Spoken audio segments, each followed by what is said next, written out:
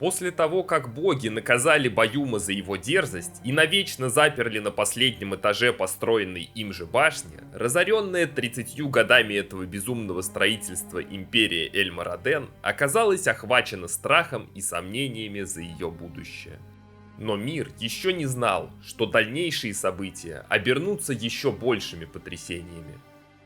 Баюм оставил после себя двух наследников, властолюбивого младшего сына Фринтезу и кроткую, праведную старшую дочь Салину.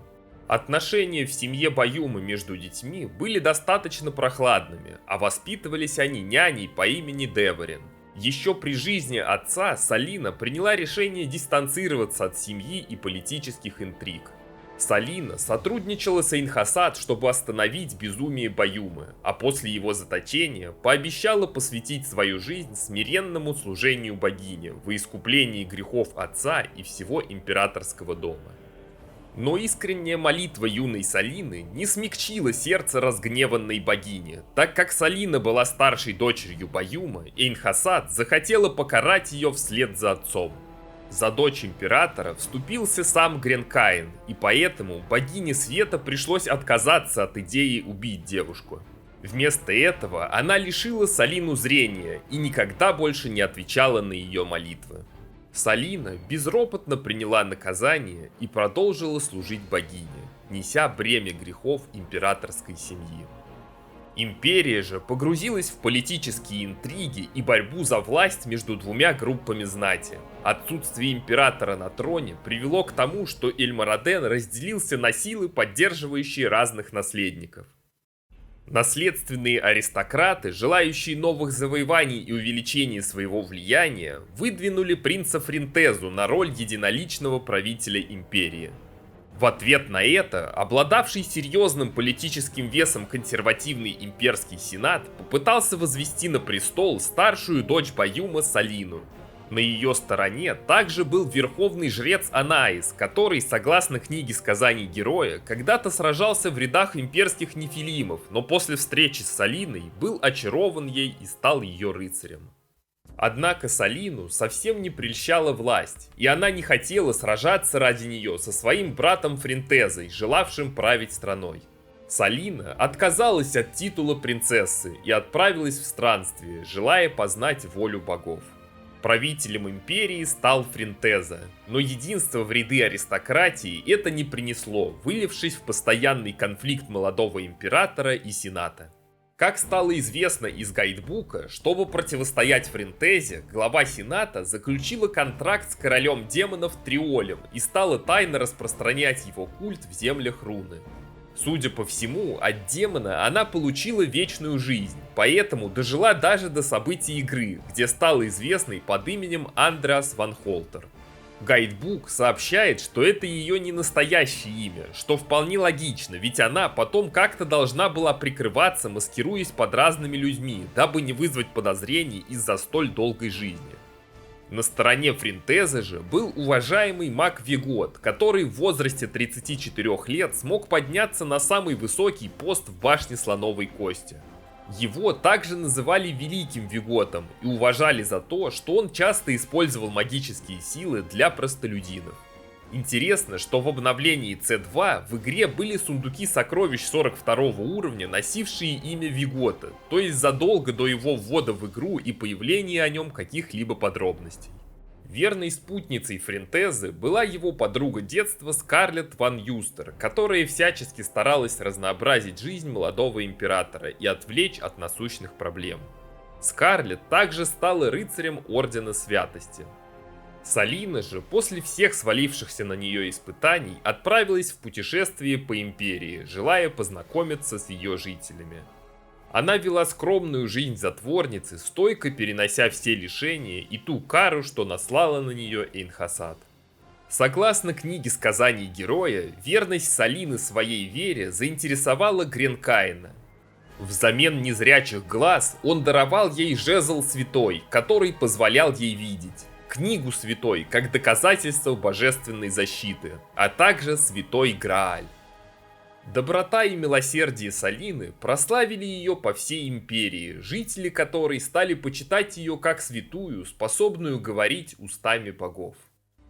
Девушка делала предсказания о мире после упадка Эльмарадена, задавала вопросы о правителях, рассказывала о жизни, свободной от вмешательства богов.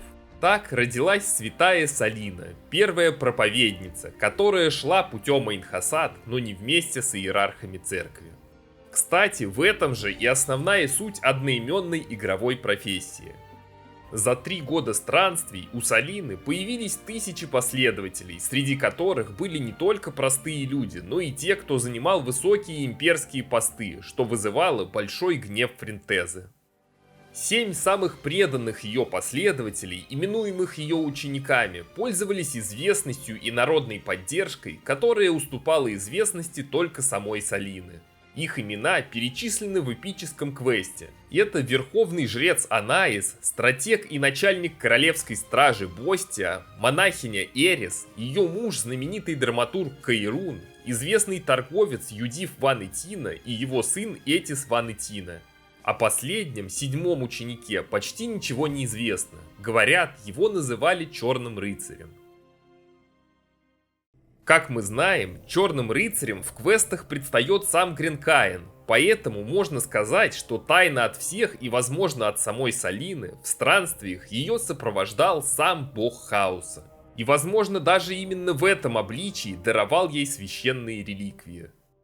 Последователи Салины возвели в горах способный соперничать с распространяющимся культом Триоля монастырь, где люди могли бы разорвать связи с порочным миром и посвятить себя молитве и истинному служению Эйнхасад.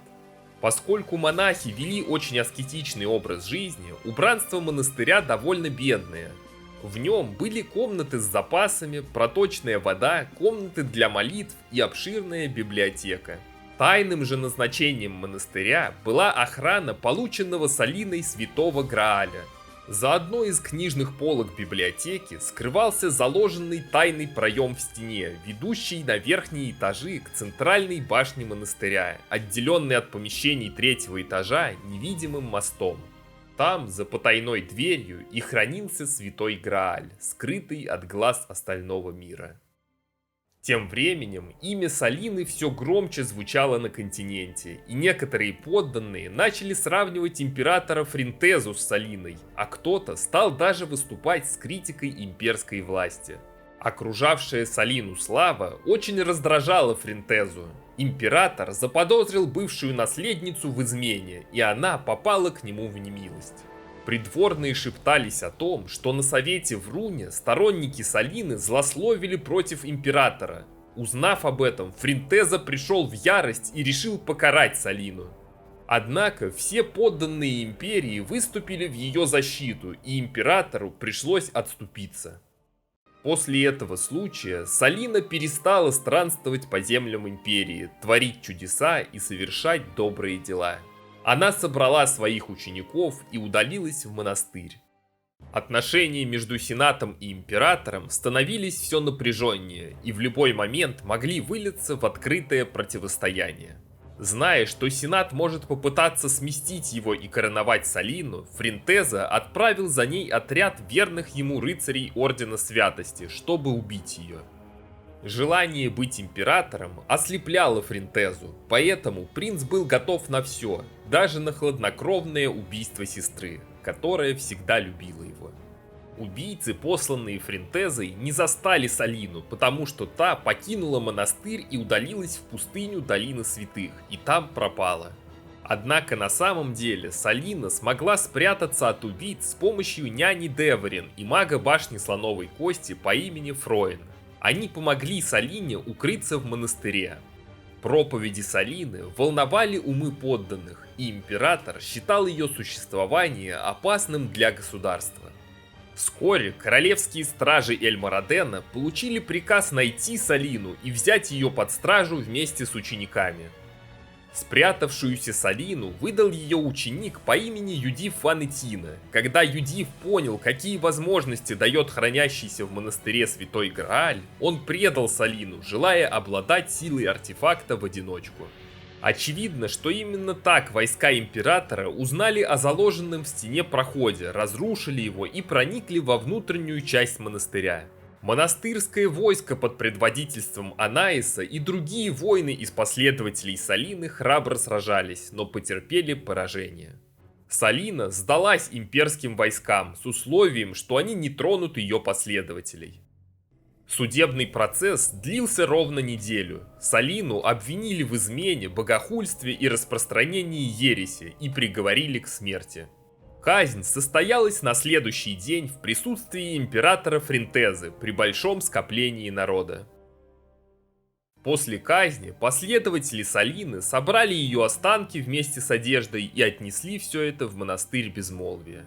Однако, вернувшись в монастырь, они узнали, что предатель Юдив воспользовался ситуацией, забрал принадлежащие святой вещи и исчез. В монастыре остался лишь святой Грааль, и почитателям святой осталось утешить себя этим. Монахи построили в глубине монастыря для Салины гробницу, где она бы нашла покой. Ее ученики Анаис, Эрис и Каирун создали защитное устройство, печать святой, которая блокировала проникновение в гробницу посторонних. Печать состояла из 4 охранных камней и 4 стражников, которые получили благословение. Пока работают охранные камни, они бессмертны и неуязвимы. Отключить систему защиты можно лишь вставив в охранные камни, находящиеся под стражей, реликвии в форме огромного меча, щита, книги и посоха. Только так можно было проникнуть в богатую усыпальницу святой, с огромным надгробием, надпись на котором гласила: «Здесь покоится святая Салина, посвятившая свою жизнь королевству Эльмараден, а смерть богиня Эйнхасад. Да воспоют ей хвалебную песнь, спасенные ею, да умрут в муках смертные, отвернувшиеся от святого учения или пытающиеся заполучить ее силу». Однако тело Салины на самом деле было захоронено в другом помещении, со скромным, как и ее жизнь, убранством. Ученик Салины Каирун написал книгу о ее жизни. Чтобы она не попала в чужие руки, книга была разделена на части и отдана на хранение стражам, избранным Анаисом. Именно из этой книги, спустя много столетий, игрок и узнает правду о произошедших тогда событиях. После смерти Салины оставшиеся в живых ученики и последователи святой собрались в монастыре, заперли двери и прекратили общение с внешним миром. Фринтеза получил то, чего добивался долгое время, и теперь, после прилюдной казни Салины, казалось бы, никто не мог оспаривать его императорский титул. Невозможно преувеличить серьезность последствий этих трагических событий. Император утратил народную поддержку, а королевство Эльмараден вступило в эпоху необратимого упадка. С тех пор в королевстве не прекращались восстания. Сподвижник молодого императора Мак Вигот пытался восстановить свою разрушающуюся родину и теряющую могущество башню Слоновой Кости, однако империя рушилась у него на глазах. В конце концов, угроза стала нависать и над самим императором, сторонников которого после казни сестры становилось все меньше и меньше. Для своей личной охраны он взял 4 девушек рыцарей-хранителей, которые делали все, что могли для безопасности Фринтезы. Их прозвали валькириями, а их дьявольские черты смешивались с королевской красотой. Алексию прозвали Валькирией Пламени из-за ее выдающейся красоты, навыков и взрывного характера. Тишес прозвали Валькирией Спокойствия из-за ее красивой внешности, мастерства и уравновешенности. Микару назвали Валькирией Снежного Шторма из-за выдающихся навыков и хладнокровия. Моригул назвали Валькирией Башни Слоновой Кости из-за ее красоты, отличных навыков и того факта, что она происходила из Башни Слоновой Кости. Однажды к Фринтезе явился один из 4 королей демонов Халиша, который представился посланником богов и предложил императору сделку. В обмен на душу он готов наделить его огромной силой и властью. Чтобы защитить свой трон, Фринтеза принял условия демона. Неизвестно, хотел ли Халиша действительно помогать Фринтезе или просто желал использовать для призыва в материальный мир подвластных ему демонических существ, соперничая с ростом влияния другого короля демонов Триоля, контракт с которым заключила противостоящая императору глава Сената Андреас ван Холтер. Вернуть контроль над империей Фринтезе не удалось. Чтобы укрыться от побеждающих в борьбе соперников и спрятать свои сокровища, Фринтеза с оставшимися верными приближенными отправился в имперскую гробницу, в глубине которой находились 4 мавзолея, где в течение многих столетий хоронили императоров и самых знатных людей королевства. Их называли великими гробницами: гробница мудрецов, гробница императоров, гробница судей и гробница завоевателей. Каждая гробница состояла из 6 комнат, имеющих названия: зал баронов, зал виконтов, зал графов, зал маркизов, зал герцогов и зал императоров. Чтобы гарантировать безопасность захоронений, войти туда могли лишь представители высших сословий, имеющие пропуск в гробницу. Простолюдины же должны были отдавать почести усопшим, находясь в усыпальнице верности. Фринтеза спрятал свои сокровища в глубине каждого из 4 мавзолеев, приказав магу Виготу сложить все в коробки и наложить на них магическую печать невероятной силы. Боясь за сохранность этих коробок и свою жизнь, Фринтеза решил, что защитить их смогут демонические существа, и отдал демону Халиши верных ему королевских стражниц Валькирий, чтобы тот усилил их для защиты императора. Халиша превратил их в демонических стражниц, теней Халиши, и они остались защищать сокровища императора в 4 гробницах. Очевидно, сделано это было с помощью 4 кубков. Сам Фринтеза укрылся в тайной гробнице, которую, судя по внутреннему интерьеру, он готовил себе еще при жизни и делал это не без влияния демона. Будучи частью души Фринтезы, Халиша стал требовать новые жертвы для увеличения своего влияния. Император согласился и отдал демону самого близкого и верного ему человека, свою подругу детства Скарлетт. Заполучив тело и душу девушки, король демонов превратил ее в огромное демоническое существо. Так появилась Скарлетт ван Халиша. Когда Фринтеза понял, что натворил, было уже поздно и заболел неизвестной болезнью. Светлая часть души Фринтезы, неподвластная демону, смогла отделиться от тела и искренне желала исправить содеянное. Эта часть стала безымянным духом. Порабощенный демоном Фринтеза укрылся с подвластной ему Скарлетт ван Халишей в огромном зале за секретной стеной в глубине гробницы. Чтобы закрыть туда путь посторонним, он установил мощное магическое поле, пройти через которое можно только зная пароль, в качестве которого он использовал слова колыбельной, которую ему в детстве пела няня Деворин. Как только Халиша завладел душами Фринтезы и Скарлетт, то захотел владеть всем Эльмараденом единолично и стал воскрешать в виде нежити всех, кто был захоронен в гробнице. А всю территорию вокруг заполнили его демонические слуги. Безымянный дух и призрак Вигота желали вернуть гробницу в прежнее состояние и изгнать демонов. Для этого нужно было забрать 4 именных кубка у теней Халиши. Хотя назначение кубков в игре не раскрывается, есть основания предполагать, что призраку кубки нужны для того, чтобы освободить души проданных им демону Валькирий, либо каким-то образом ослабить свое темное альтер-эго Фринтезу. Однако справиться со слугами короля демонов им было не под силу. Вскоре из-за страха перед демонами и нежитью гробницу перестали посещать даже грабители могил. Когда-то гробница императоров была местом упокоения сменявших друг друга правителей Эльмарадена, а теперь она служит символом падения Великой Империи, погрузившейся в гражданскую войну. Монахи и последователи Салины в монастыре образовали орден Святой Салины для защиты ее наследия, Святого Грааля. Ученица Салины Эрис стала бессменной настоятельницей монастыря.